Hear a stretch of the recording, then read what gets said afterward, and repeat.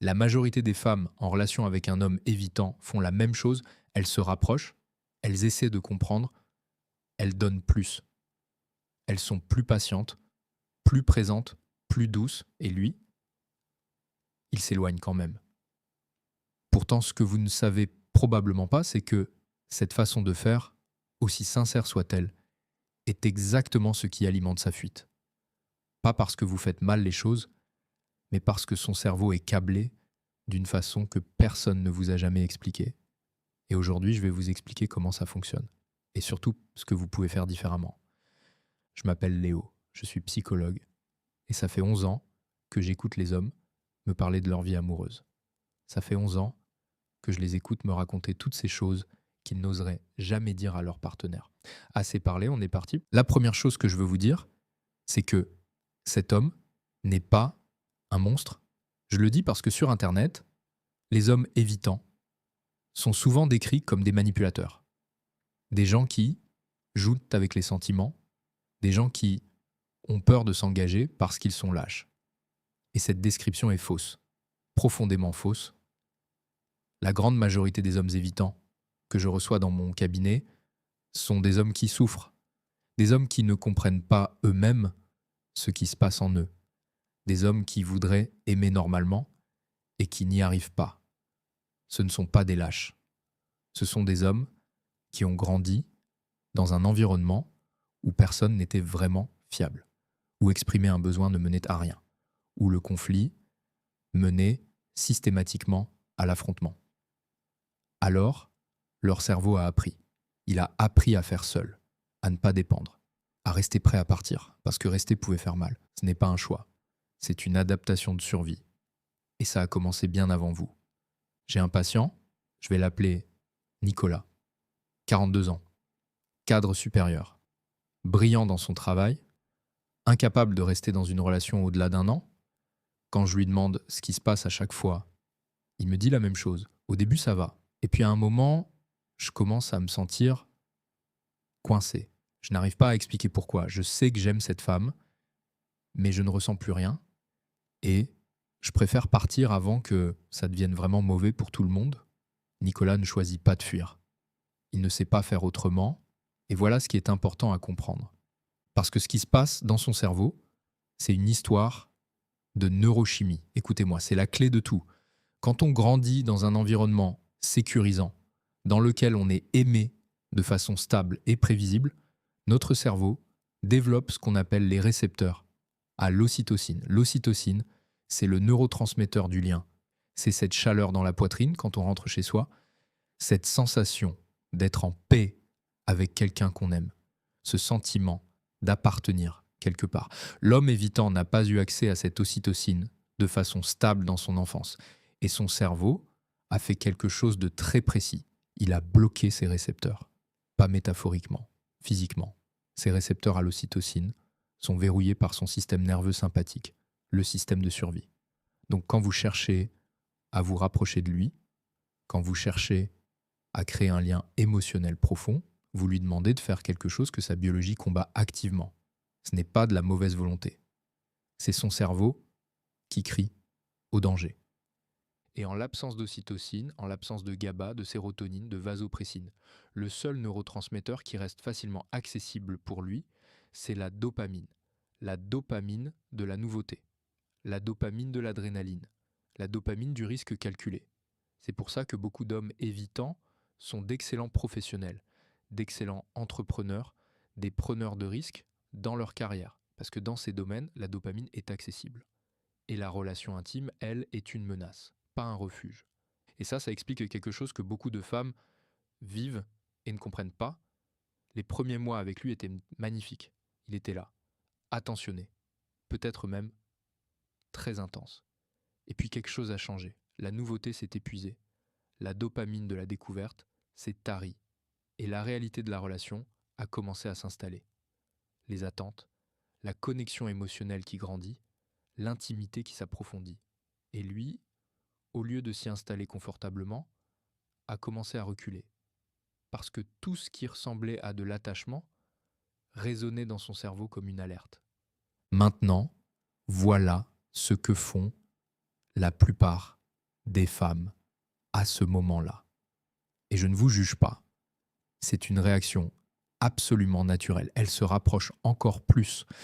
Elles envoient plus de messages. Elles demandent à parler. Elles veulent comprendre ce qui se passe. Et chaque fois qu'elles font ça, lui interprètent exactement ce qu'il redoutait, quelqu'un dont les besoins sont infinis, quelqu'un dont il ne peut pas prévoir les réactions, quelqu'un dont les attentes vont l'engloutir. Et il fuit davantage. La spirale est enclenchée. Et voilà l'erreur fondamentale. Pas parce que vous avez mal agi, mais parce que votre façon instinctive de gérer la distance, qui est de vous rapprocher, est exactement à l'opposé de ce dont lui a besoin pour se sentir suffisamment en sécurité pour rester.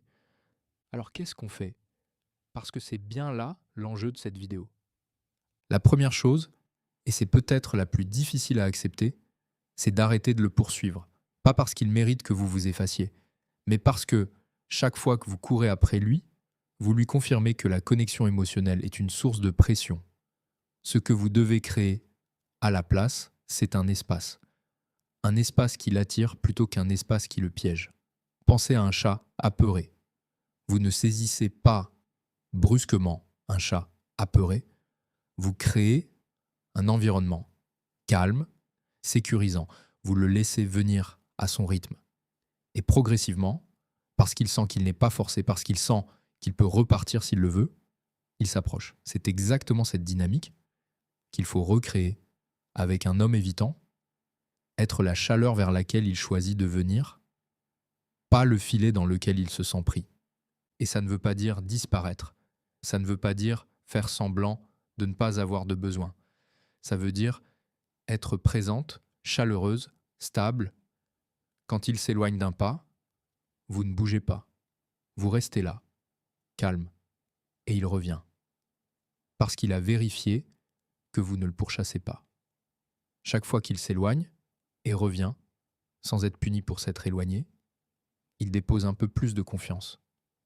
Et c'est cette confiance qui construit lentement le lien émotionnel. Il y a quelque chose que je dis souvent à mes patientes qui vivent cette situation.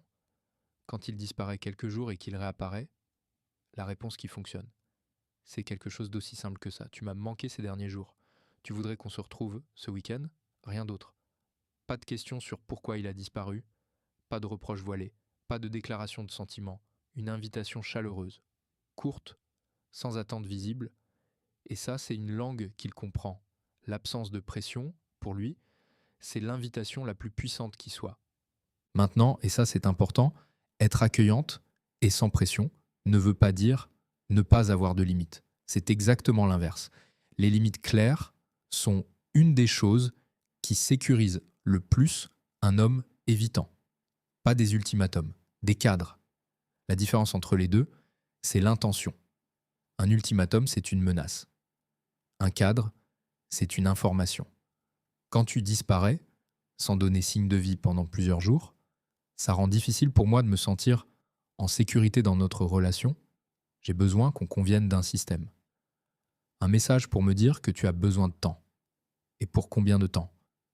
C'est tout ce dont j'ai besoin. Voilà ce que c'est un cadre. C'est mesurable. C'est raisonnable. Et surtout, ça lui dit exactement ce qu'on attend de lui, sans l'accabler de sentiments qu'il ne sait pas gérer. Parce que là, on touche à quelque chose d'essentiel avec les hommes évitants. Ils ne fonctionnent pas bien avec les demandes émotionnelles flottantes. Je ne me sens pas très aimé en ce moment.